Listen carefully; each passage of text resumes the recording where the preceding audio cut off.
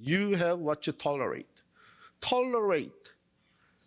관용이라는 것은 굉장히 좋은 덕으로 인정을 받고 있습니다. 그래서 다른 것을 관용하고 수용한다. 그런데 이게 지나치게 됐어요. 그래서 심지어는 진리를, truth를 against 하면서까지 tolerate 하게 되는 거예요.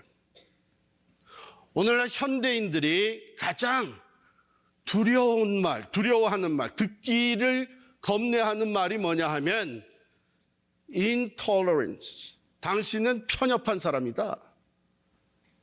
이런 소리를 가장 듣기 힘들어해요. 그런데 여러분, 이 좋은 미덕인데 tolerance라는 게, 관용이라는 것이, 그런데 요즘에는 being tolerant at the cost of truth. 진리를 거슬려 가면서까지도 관용을 베푸는 거예요. 바로 그래서 교회가 성경을 하나님의 말씀으로 믿으면서도 동성애는 죄가 아니라고 받아들입니다. 종교다원주의, 분명히 성경은 오직 예수 그리스도만을 구세주로, 예수 그리스도만이 길과 진리와 생명이라고 선포하고 있는데 종교다원주의를 받아들여요. 그것을 받아들이지 않는 사람들을, 그것을 받아들이지 않는 교회는 intolerant, 편협하다, 독선적이다, 이런 말을 합니다. 그래서 관용이라는 것이, tolerance라는 것이 아주 좋은 덕목이지만 우리는 한계를 두어야 합니다. 한 사람에 대한 관용이나 또 그 사람의 죄를 그냥 덮어주는 것이 실은 그 인생, 또 다른 사람의 인생, 그가 속한 공동체를 파괴하는 결과를 가져다 주기 때문입니다. 사도 바울은 바로 그 예를 오늘 본문에서 우리에게 들려주고 있습니다. 6절 볼까요? 6절 말씀에 보면 너희가 자랑하는 것이 옳지 아니하도다. 너희가 고린도 교회가 뭘 자랑하고 있었길래 그럽니까? 여기 너희가 한 거 보니까 이것은 이미 교회 안에 들어온 성도들을 얘기한 것이죠. 예수님을 따르는 예수님의 제자들, 성도들. 그 중에 한 사람이 심각한 죄를 범하고 있는데 그 죄에 대해 회개하도록, 그 죄에 대해서 하나님 앞에 회개하고 돌이키도록 하질 않고 그저 사랑으로 받아주고 관용을 베푸는 것, 그런 일이 있었습니다. 1절 보시면 누가 그 아버지의 아내를 취하였다 하는도다. 음행의 죄를 얘기를 하고 있는데 여러분 안대로 여기에 음행이라고 한 헬라 단어는 포르노를 얘기를 합니다. 요즘에 많이 유행하고 있는 것이죠. 그 음행은 죄입니다.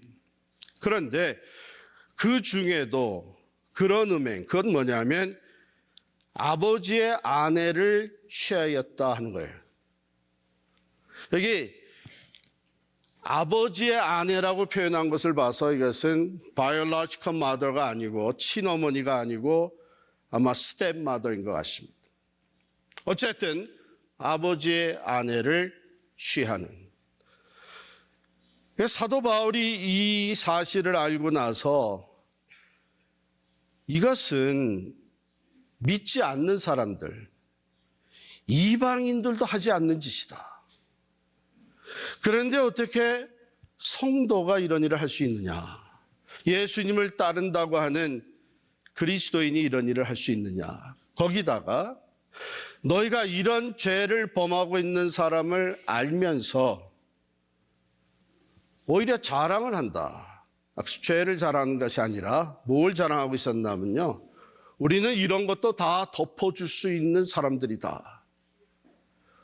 자기들이 누구보다도 관용이 크다고 하는 것, 이런 것도 우리는 다 그냥 덮어줄 수 있고 받아줄 수 있는 공동체라고 하는 것을 자랑을 하고 있는 거예요. 사도 바울은 마땅히 이 문제를 놓고 통한이 여기고 애통하고 우리 공동체에 어떻게 이런 일이 생겨났는가 하는 것을 애통하고 그 죄를 신중하게 다루면서 그 사람이 회복될 수 있도록 필요하다면 징계를 했어야 하는데 2절에 보니까 어찌하여 통한이 여기지 아니하고 그 일 행한 자를 너희 중에서 쫓아내지 아니하였느냐. 그러고도 너희가 그것을 그냥 덮어주고 아무렇지도 않은 것처럼 관용을 베푸는 것은 너희의 교만 때문이다. 누구보다도 사랑이 많고 우리는 배려가 큰 사람들이다. 한마디로 바꿔서 얘기하면 잘못된 사랑을 자랑하고 있는 거예요. 잘못된 사랑.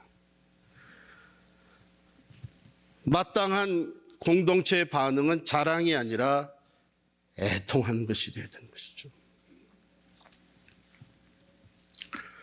여기서 우리는 두 가지를 짚고 넘어가야 됩니다. 첫 번째는 하나님의 은혜예요. 하나님의 은혜.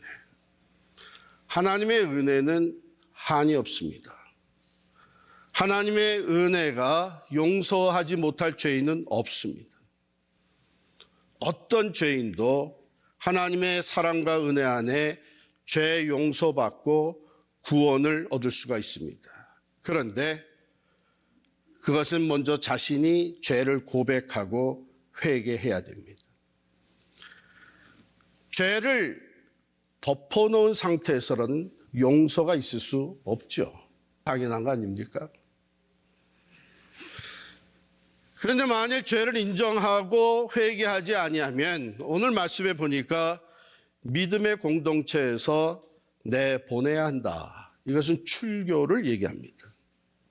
그 이유는 오늘 설계 제목과 같이 교회는 그리스도의 몸으로서 순전함과 진실함의 공동체가 되어야 되는 것이죠.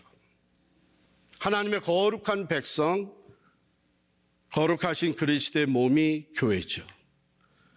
그래서 순전함, purity or sincerity, 영어로 이렇게 번역이 되고요.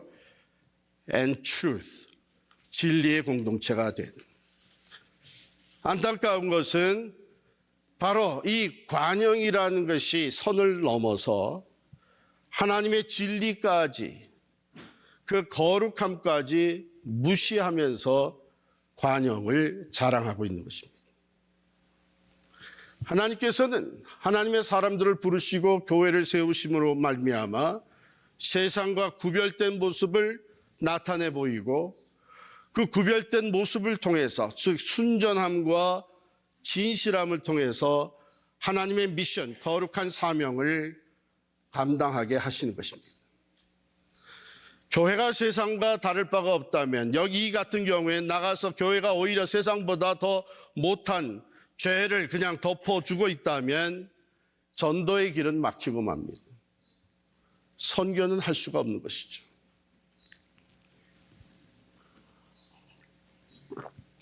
두 번째 우리가 짚고 넘어가야 되는 것은 참 사랑은 구원에 이르게 합니다.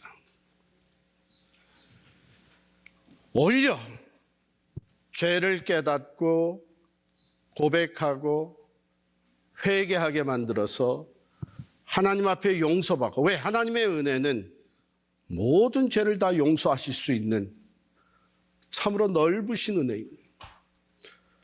용서하지 못할 죄가 없으십니다. 그래서 용서받고 하나님과 관계가 회복돼요. 하나님이 주신 영생의 축복을 누리며 살아갈 수 있도록 만들어줘야 되는 것이 참사랑이죠.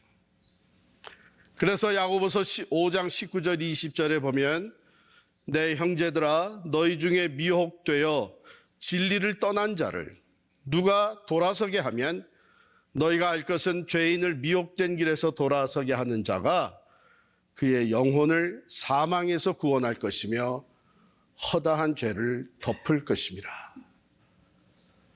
관용으로 덮어주는 것이 아니고 죄를 고백하고 돌아서 예수 그리스도의 보혈로 그 죄와 허물이 덮어지게만 해주는 것. 그게 진정한 사랑이죠. 교회 내에 이런 것들이 많이 들어오게 된 이유 중에 하나가 어쩌면은 현대 교회가 양적 성장을 계속 추구하는 가운데 잃어버린 것이 있습니다. 그게 디시플린, 징계. 과거에는 교회가 이 징계를 가지고 있었어요. 아마 연세 드신 분들은 다 기억하실 거예요. 그런데 교회 양적 성장을 추구하는 가운데 사람들이 싫어하니까 또 여기서 징계해? 교회가 여기만 교회인가? 이러니까 교회에서 징계가 사라지게 됩니다. 그런데 분명히 예수 그리스도께서는 거룩한 교회를 보존하기 위해서 교회가 징계를 실천해야 되는 말씀을 이미 주셨습니다. 여러분 마태복음 18장 15절부터 20절까지 보시면은요, 단계별로 어떻게 디시플리니 액션을 취해야 되는지를 말씀해 주고 있습니다. 15절에 먼저 마태복음 18장 15절에 내 형제가 죄를 범하거든 이렇게 시작을 하고 있어요. 그럴 경우에 그것을 알게 된 사람이 15절입니다. 가서 너와 그 사람과만 상대하여 권고하라 그랬어요. 1대1로. 참 하나님의 말씀이 죄를 범한 죄인이지만 그 사람의 인격을 fully respect 해주는 거예요. 프라이빗하게 이 일을 다루어라. 16절에 가면 만일 듣지 않거든, 그 다음에는 한두 사람을 데리고 가서 두세 증인의 입으로 말마다 확증하게 하라. 여전히 프라이빗한 겁니다. 그런데 한두 사람은 위트네스를 데리고 가서 말마다 확증하게 시켜라. 만일 이 두 번째 단계에서도 듣지 않게 되면 그 다음에 세 번째 단계가 뭐냐 하면 교회에 말하라. 만일 그들의 말도 듣지 않거든 교회에 말하라. 이때는 이제 publicly 문제를 다루게 되는 것이죠. 교회 리더들에게 말하고 교회에서 공개적으로 다루게 하라. 그럼에도 듣지 않게 되면 final step이 뭐냐 하면 만일 교회의 말도 듣지 않거든 이방인과 세리와 같이 여기라.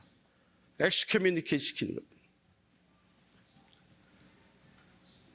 믿지 않는 사람과 같이 교회에서 내보내라. 이것이 징계의 원리적인 가르침입니다. 자, 그러면 이 출교시키는 것, 출교의 목적은 어디 있느냐? 첫 번째는 그 죄를 범한 사람을 위해서 하는 겁니다. 그러니까 엑스커뮤니케이트 시킬 때, 출교시킬 때에 정죄하는 마음으로, 심판하는 마음으로 하는 것이 아닙니다.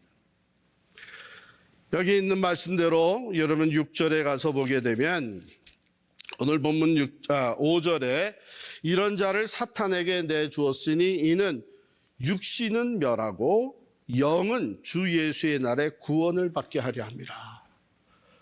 공동체에서 쫓겨남으로 말미암아 그 삶에, 육신적인 삶에 고통이 따르죠. 사람들에게 무시를, 손가락질을 당하게 되는 이런 아픔이 있죠.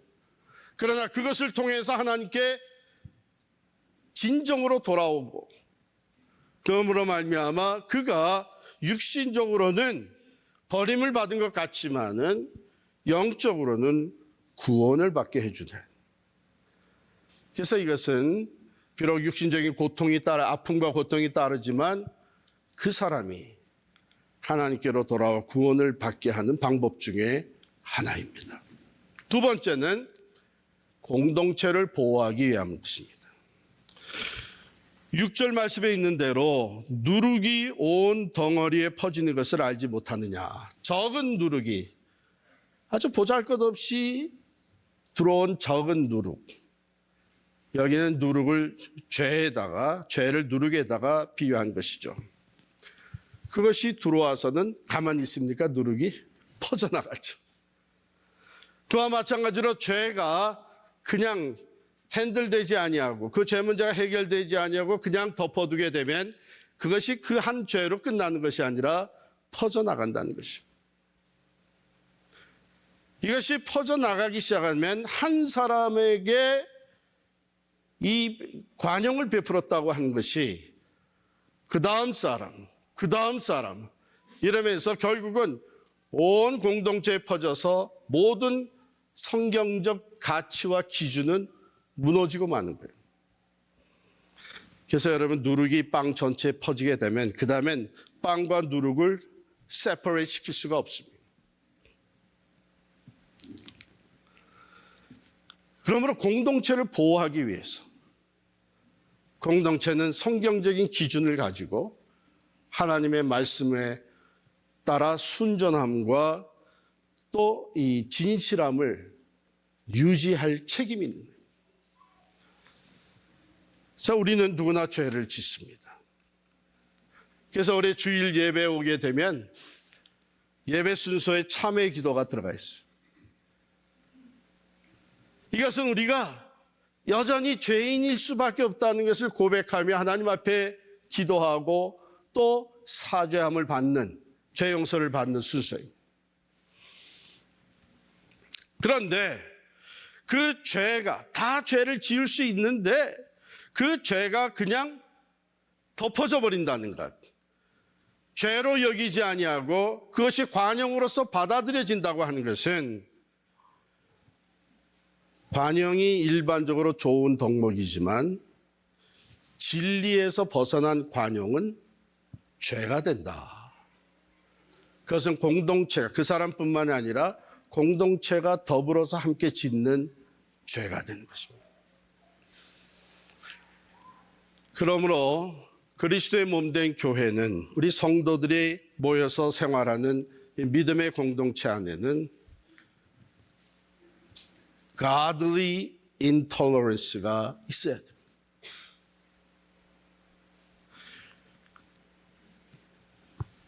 모든 것을 관용으로 받아들이는 것이 아니고 거룩함을 유지하기 위해서 때로는 징계가 따라야 되는 것이죠.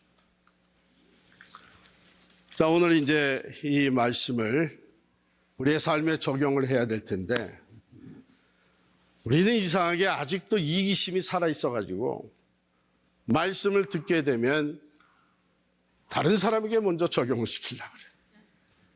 아, 그래, 맞아. 그러나 이 말씀은 우리가 다 죄인이기 때문에 우리 자신에게 먼저 적용시켜야 돼요. 하나님은요, 분명하게 죄의 문제를 다뤄오십니다. 이사야 1장 16절에 보면 너희는 스스로 씻으며 스스로 깨끗하게 하여 내 목전에서 너희 악한 행실을 버리며 행악을 그치고 라고 말씀하십니다. 고린도전서 15장 34절에도 깨어 의를 행하고 죄를 짓지 말라 말씀하십니다.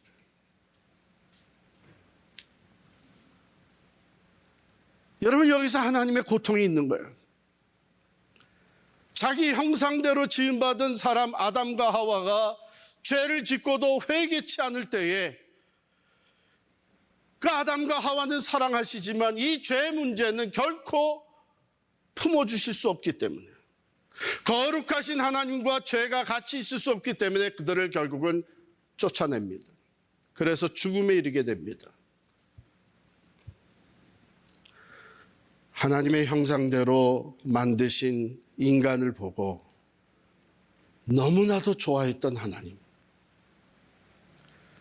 그러나 이 죄 문제가 대두되었을 때는 영원히 이들을 품고 싶지만 그 죄로 말미암아 결국은 쫓아내고 죽음에 이르게 할 수밖에 없게 하셨습니다. 여러분, 그때 창조주 하나님의 마음이 얼마나 아팠겠습니까? 온 인류가 죄 가운데서 영원한 멸망에 처해 있을 때에 하나님은 그 고통을 이기지 못하시고 결국은 독생자를 내어주십니다.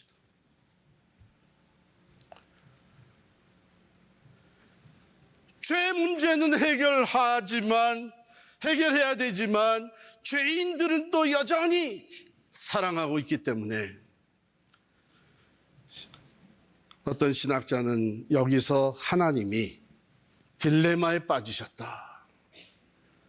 사랑으로 다 받아주고 싶지만 그렇게 되면 하나님의 저스티스가 성립이 안 됩니다. 그래서 죄가 없는 것처럼 받아주고 싶어도 그 죄 문제를 절대로 간과할 수 없기 때문에 어찌할 수 없는 하나님, 또 그저로 다 덮어주고 그랬을 때에 하나님의 공의가 성립이 안 되고, 그렇다면 하나님의 공의대로 그 죄의 값인 죽음을 다 치르게 하자니 하나님의 사랑이 용납을 하지 않습니다. 이걸 어떻게든지 덮어주고 받아줘야 되지 않는가. 그래서 결국은 하나님이 독생자 예수 그리스도로 그 죄값을 다 치르게 하셨습니다. 엘리 엘리 라마 사박다니, 아버지요 아버지요 나를 어떻게 버릴 수 있습니까? 십자가상에서 절규하는 독생자를 내다보시면서 성부 하나님은 침묵할 수밖에 없었습니다. 그 길만이 죄 문제는 해결하고 죄인 된 하나님의 사람들, 우리 인간들을 받아줄 수 있는 길이었기 때문에. 제가 왜 이 말씀을 드립니까? 그만큼 그러한 고통과 아픔과 독생자를 희생의 제물로 내어지는 그 쓰라린 마음을 끌어안고 결국은 십자가의 사건을 지나가게 하신 하나님은 오늘 우리의 죄에 대해서 어떻게 생각하시겠습니까?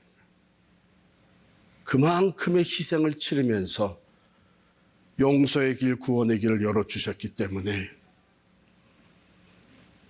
우리가 그 하나님의 십자가의 사랑과 은혜를 무시하고 고린도 교회 같이 우리의 죄를 그냥 소홀히 취급하는 것은 하나님의 마음을 다시 한 번 더 아프게 하는 결과가 되는 것입니다. 예수 그리스도의 십자가는 바로 죄에 대한 하나님의 응답이셨습니다. 하나님의 거룩하신 백성, 그리스도의 몸된 교회가 순전함과 진실함으로 세워져 가는 것을 하나님은 오늘도 원하고 계십니다. 순전함, purity and sincerity, 불순물이 섞이지 않는 것, 진실함, 하나님의 진리를 따라 사는 것, 이것이 교회고 성도들의 삶입니다. 우리가 부족해서 다시 또 불순물이 끼어들고 진실됨이 아니라 거짓된 것이 우리의 삶에 틈탈 때마다 우리는 주님의 십자가 앞에 나가서 다시 그 보혈로 씻음을 받아야 됩니다. 그게 하나님이 우리에게 허락하시는, 또 교회를 통해서 주시는, 성도들의 삶을 통해서 베푸시는 관용의 은혜입니다. 사도 바울은 로마서 12장 1절 2절에 이렇게 말씀합니다. 그러므로 형제들아 내가 하나님의 모든 자비하심으로 너희를 권하노니 너희 몸을 하나님이 기뻐하시는 거룩한 산 제물로 드리라. 이는 너희가 드릴 영적 예배니라. 너희는 이 세대를 본받지 말고 오직 마음을 새롭게 함으로 변화를 받아 하나님의 선하시고 기뻐하시고 온전하신 뜻이 무엇인지 분별하도록 하라. 사랑의 관용, 듣기 좋은 세상 사람들의 단어를 가지고 우리가 거룩하신 하나님의 뜻을 거슬려서는 안 되겠습니다. 잠시 동안의 아픔과 어떤 고통의 눈물은 있을지 몰라도 진실된 사랑으로 나 자신이 하나님 앞에서 온전히 회복이 되어지고 또한 우리 형제 자매가 하나님과의 관계가 깨끗하게 회복되어지는 일을 위해서 우리는 순전함과 진실됨을 최선을 다해서 유지해 나아가는 교회가 될 수 있기를 간절히 바랍니다.